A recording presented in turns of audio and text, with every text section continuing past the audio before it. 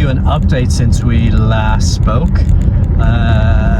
Changed quite a few things on the car, but right now I am on the way to arguably one of the best racetracks in the world, Sears Point, now known as Sonoma. So we raced this weekend. Got the car on the back. It is Friday morning. It's a lovely morning here. And I'm getting the opportunity to test, which is fantastic. So stay tuned. I'm excited about the weekend. I'll give you kind of some insight into the plans for the weekend and what's changed in a little bit, but excited to be on the way.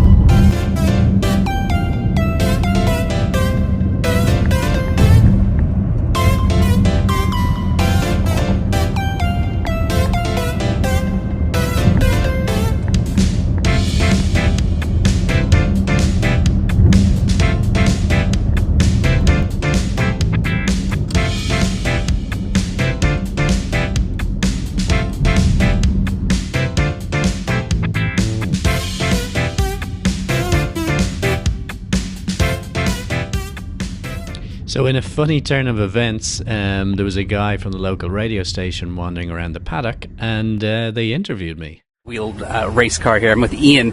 Tell me a little bit about this car. Sure, it's a 52-year-old car, would you believe? Originally from Ireland, where I'm from, and we bought it a little less than a year ago with my son, and we've been rebuilding it, and it's second time at the racetrack with it. And now, back in the day, what would this have been racing in Ireland? Yeah, absolutely. This is from a particular class called Formula Ford, and it's probably one of the most famous types of race cars. Many of your famous F1 cars, F1 drivers would have started in one of these.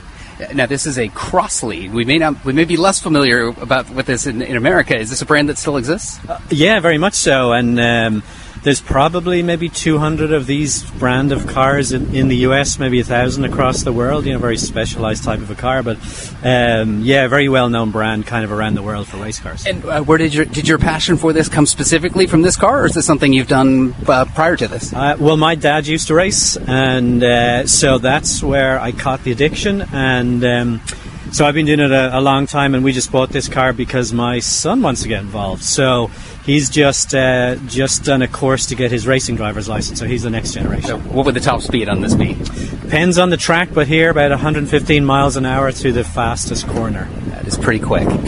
Yeah. So if the races will be happening here all weekend, lots of cars out on the track and lots to see here. So a very fun event, fun weekend here at Sonoma Raceway. Reporting live in Sonoma at Sonoma Raceway, Mike DeWald, KCBS. Thanks, Mike. Sounds like fun.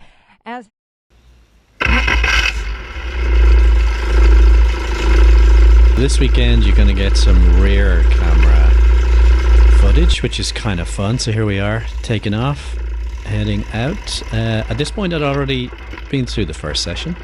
I didn't turn the cameras on for that. It was really just a shakedown to try a couple of different things out. We had added a brake bias adjustment,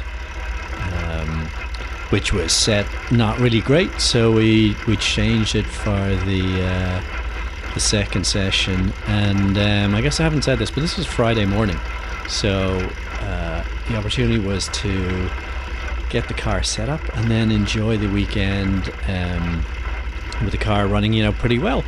So we had a huge turnout. You can't quite see it here as we drive through the paddock of Sears Point, but we had 37 cars entered, and many of them doing the first test session. So at this point, pretty excited.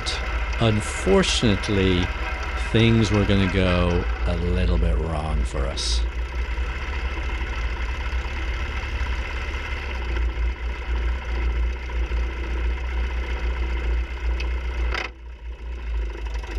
Sears Point or Sonoma Raceway as it's known now, is a really cool track, to be honest with you. You pull out of the pits and you go up this really, really steep hill, go through some windy stuff, and then you come kind of downhill through a famous corner called the Carousel, and then you wind back up to the kind of the top of the hill again, and then you fly all the way down through these S's. into turn 10, which is about 110, 115 miles an hour, and then hard on the brakes from fourth down into first for a hairpin, and then pull through the gears and make it across the start finish. So it's a really great track. It's quite technical. I hadn't raced on the track in 15 years or so it's been a long time since I've been there. Hasn't really changed too much, to be honest with you.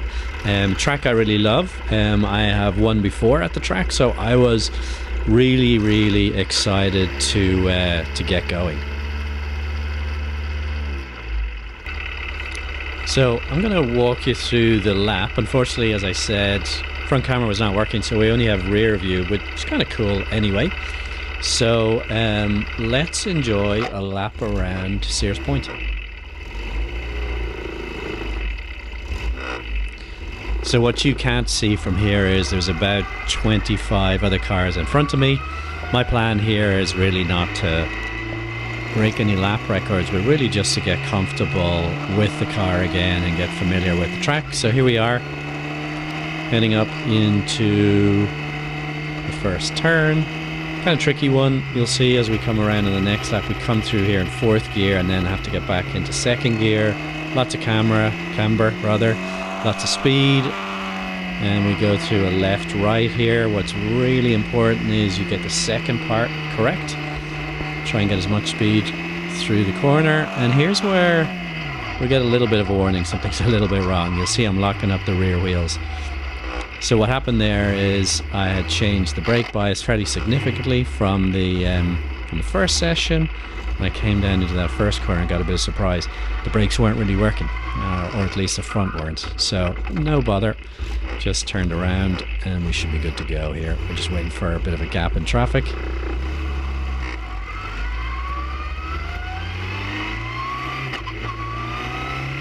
You'll notice here in a second that I missed third gear. Remember that for the next lap. So off we go again. We're going to head into a left-hander, which is a carousel, which is long and a little bit cambered and quite fast. And the exit's really important because we come out onto a straight here. So we're third gear here right now. We'll pull fourth. Remember, the brakes are not fantastic, so I'm going to go easy on the brakes down here. We're going to go into two right-handers. Looking to get on the power as early as we can. Here we are. I'll hit third. Through some S's. This is kind of the tighter of the S's. Got a little lift and off we go. Full tilt from here into fourth gear. And this is coming into the fastest corner on the track, turn 10. Little lift. And here's a little tip. If you look on the bottom left of the screen, you can see the throttle moving as I accelerate and lift off. And here we are into the last corner.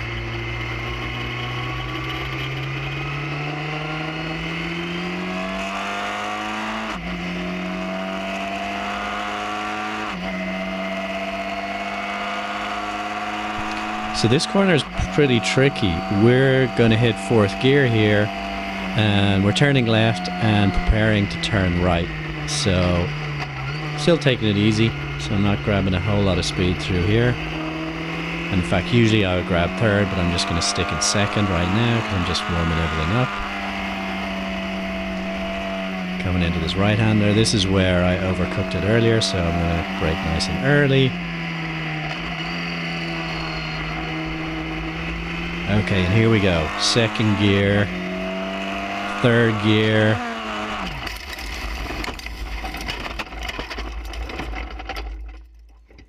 Unfortunately, what's happened there is I went first gear, second gear, and then I went to get third gear, but I grabbed first gear instead, which pitched me into a spin.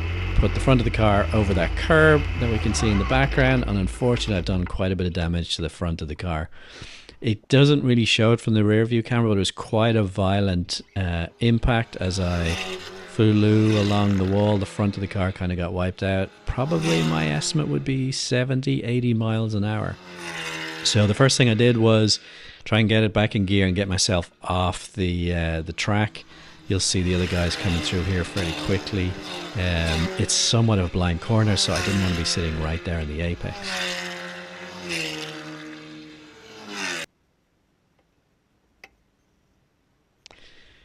Here come the emergency crew pretty quickly here. Gotta say quick thanks to them. They were very quickly, including the ambulance, very rigorous in their approach, asked me a load of questions if I was okay and where I was and all of that, and thankfully I was. So there's a lot of stuff going on here. They're talking to me, making sure I'm okay.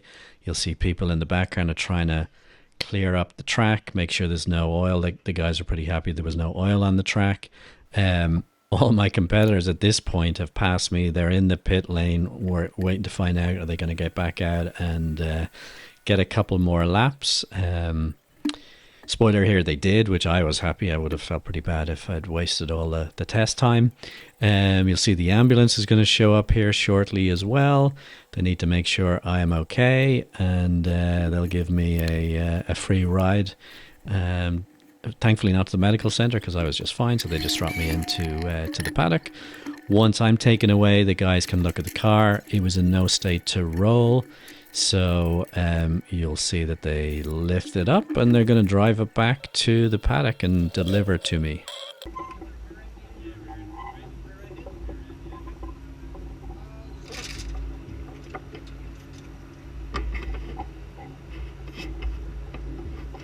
Okay, go ahead and go down. And cable.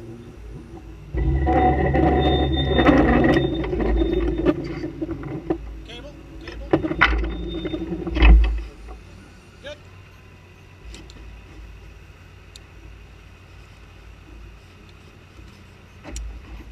I was really happy that the guys dropped it right off at my paddock space. There was no way the car was going to roll.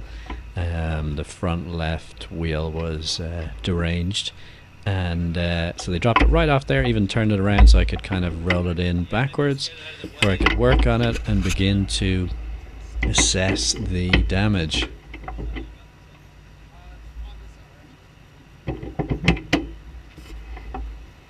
Unfortunately, the damage was pretty extensive. On the left-hand side front, I needed an upper wishbone and a lower wishbone, a tie rod, which is how you connect the steering to the wheel, and a couple of other bits and bobs.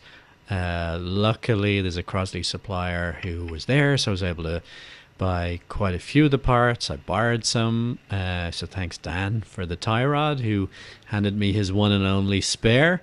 And with a lot of people's help, began to strip it down and kind of look at it and make sure that we kind of knew what the situation was. All in all, it took about 5 hours to kind of get to the bottom of everything, and my goal at this point was, let's try and get this thing together and do what they call a hardship lap, where you can just take one lap around the track just to make sure everything is working on the car. So the goal was to try and do that before the end of the day. It was about 11 o'clock at this point. So with lots of people's help, we attempted to put the car back together. At about 4 o'clock, things weren't looking so good. I was still in search of one last piece for the shock absorber that I had damaged, and as at that point we began to put the radiator back in place, and unfortunately it began to leak. Now these radiators are for this car are custom radiators, so nobody in the paddock is going to have one of those. And so unfortunately, on Friday of the long weekend that I had hoped of racing, I had to pull the plug and give up. And so that sadly was the end of the weekend.